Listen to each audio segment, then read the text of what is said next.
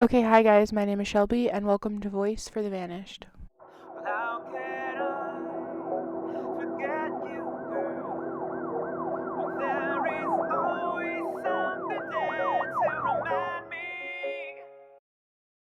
I had a different case planned for today to go out, but a family member contacted me about covering their case, not this couple, but a different girl, and they just haven't gotten back to me yet. And anytime a family member contacts me about covering a case, I will do it, absolutely. But I sent them some questions and they haven't answered me yet, so I want to wait for that before I post that video. So this was going to be tomorrow's video because I find double missing person cases absolutely terrifying. They're so less common because they're a lot harder to even occur, whether it's an abduction, a murder, or some weird circumstance. It's always more difficult when there is two people involved. So this is a very current and ongoing case, and as always, any cases like that, the information is here and there.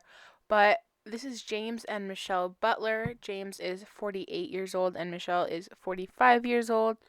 They have children, a granddaughter, and siblings that they're very, very close to. They talk to their entire family every single day. They aren't, what's the word? Estranged. They're very, very close to them and talk to them every single day. As a lot of couples who have children out of the house with grandchildren do, they started a RV trip around the world. I believe they live in their RV, so they're originally from New Hampshire. Yeah, they're originally from New Hampshire, but in 2018, about June of 2018, they started an RV trip, just traveling around the world, experiencing new things and seeing new places. And they had loved it. They had been having so much fun, showing pictures on Instagram and Facebook and telling their family all about their experiences. And still, while they were on this RV trip, they were always in contact with them, talked to them every single day, and were having a blast. And there also seemed to not be problems in their relationship as far as I can tell. Nothing of a cheating nature. I mean, it's kind of hard to cheat when you're on an RV trip with your wife traveling across the world every day. But nothing in the articles as of now state that there was any trouble within them, and they seem to be having a great time on their trip. That was true until about mid October of 2019, so just this year. And according to the media, they're putting their missing date at October 14th, but the couple actually posted on social media or were active on social media on October 15th, and it is said that a friend of the family actually saw them on October 16th. So, not really sure why the date is saying October 14th, but let's just say those 3 days are a little bit fishy. And their phones were also turned off officially on October 16th. Or they could have just lost battery. But yeah, those couple days, something sketchy went down. They were last seen on Burner Beach in Corpus Christi, Texas. I believe I'm saying that correctly. So now let me get into the details of them and their distinguishing features as well as their vehicles. So they were traveling in a truck and an RV, both with New Hampshire license plates. And the truck was a four-door 2018 silver Chevrolet 2500 with a license plate 3738968. Again, that is 3738968.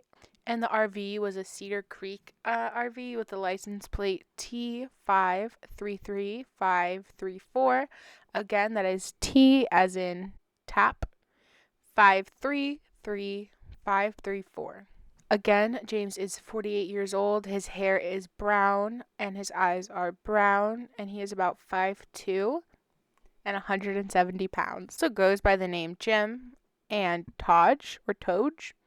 I'm gonna assume it's Todge, but as we know, I can't really pronounce anything. I'm just gonna refer to him as James, but he has a tattoo on his right bicep of a rose with barbed wire.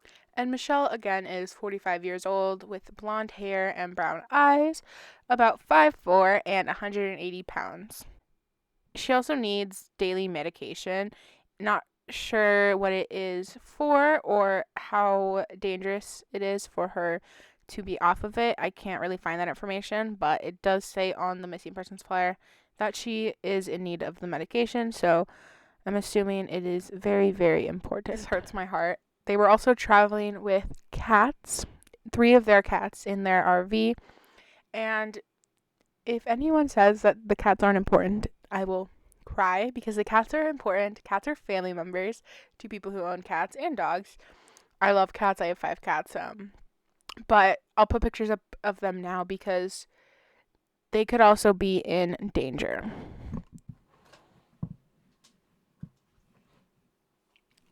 According to the couple's sister and sister-in-law, it is James's sister.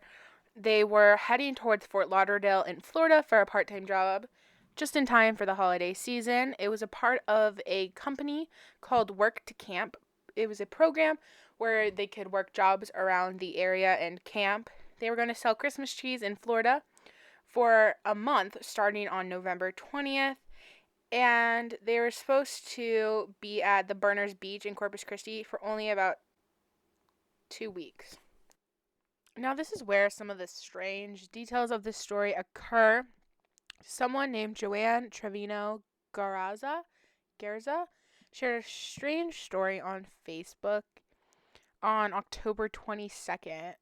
And I'm going to read that to you guys right now. So she said, quote, "Guys, my husband and I stopped and prayed for this man on Tuesday the 22nd around 8:20 p.m. at Walmart in Calallen on the US 77. He said he was from New Hampshire and said his name was Dennis, that he had lost everything and was needing help with food. He was obviously suffering some kind of memory lapse or PTSD. If anyone in that area, please keep a lookout. I've already contacted sheriff department, etc. Most importantly, prayers are needed." End quote. The Walmart is approximately 40 miles from the beach where the couple was last confirmed to be seen. And obviously his name is not Dennis, and that's not one of the names that he goes by, but this woman does believe that she saw him. And I'm not sure if the police know for sure that this was him. But it's a kind of a strange story. He was a retired U.S. Marine, I believe, or U.S. Navy. I'm not quite sure. So it is possible that he does have PTSD or memory loss. But the fact that he would say his name is Dennis and he lost everything and Michelle was not with him is a little bit strange. A little bit, not right.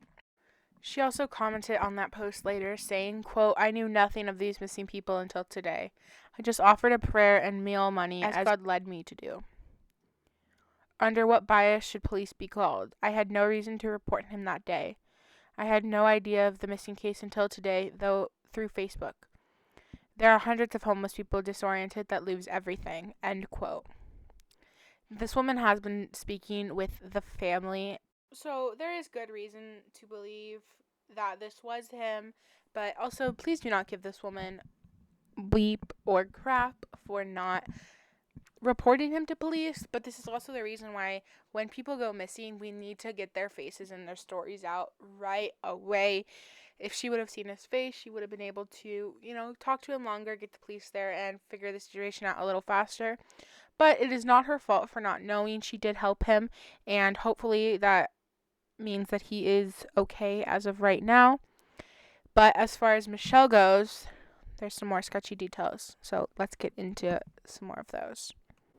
So a family member, which I believe is the sister of James, so the sister-in-law of Michelle, commented on a post saying, "We know the truck and trailer were seen crossing the border into Mexico."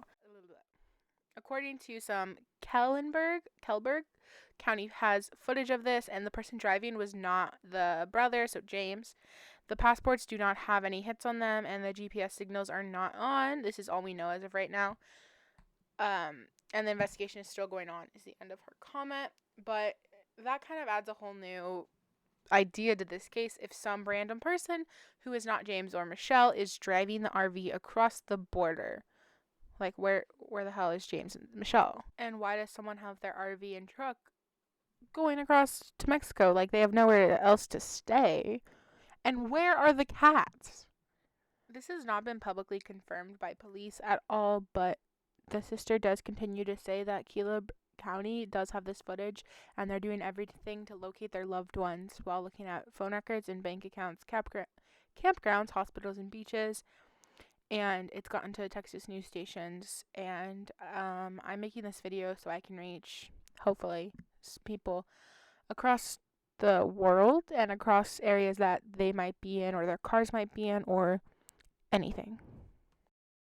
An absolutely heartbreaking detail of this case has been revealed as I'm filming this video, and luckily, or it's not even the right word to use. So this is October 28th.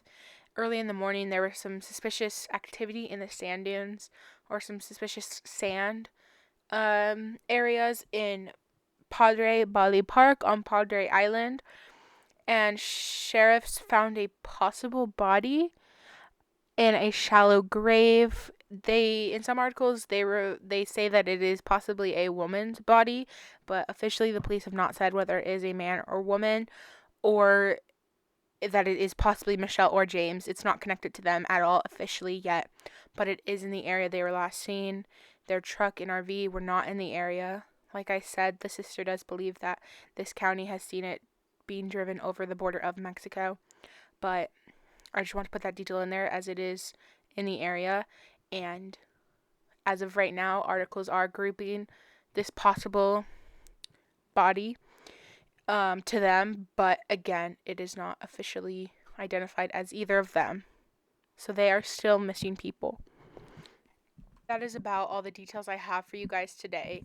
This case is absolutely heartbreaking. It's getting me a little bit emotional right now, but as always, please pray whatever you believe in, whoever you believe in. I don't care. Send prayers, send good vibes, whatever you do. Send good things this family's way. Send good things the way of Michelle and James, as well as their cats and their family members. Please just let's give them all our hope and our love their way. They need it, and they need the strength to get through this. And as always, if you know something, if you've seen them, if you've seen their cars, absolutely anything, tell someone, call someone. There's sheriff numbers you can call. And as always, if you don't feel comfortable or you don't feel safe calling, you can call Crime Stoppers and remain 100% anonymous. Anything you can do to help this case, please do. Anything you know, no matter how small the detail is, please tell someone. You never know what's going to crack this case wide open. Again, my name is Shelby, and thank you so much for listening to James and Michelle's story and listening to Voice for the Vanished. Please, if you would like to hear more stories like theirs, check out my last cases. All of their stories are so important and so close to my heart. And if you could and feel the love in your heart too, please subscribe to my channel, because I would absolutely love to keep covering these cases of people who deserve to have their cases and stories talked about. And I can do that if you guys subscribe, and it would just mean the world to me. So thank you guys so much, and I love you.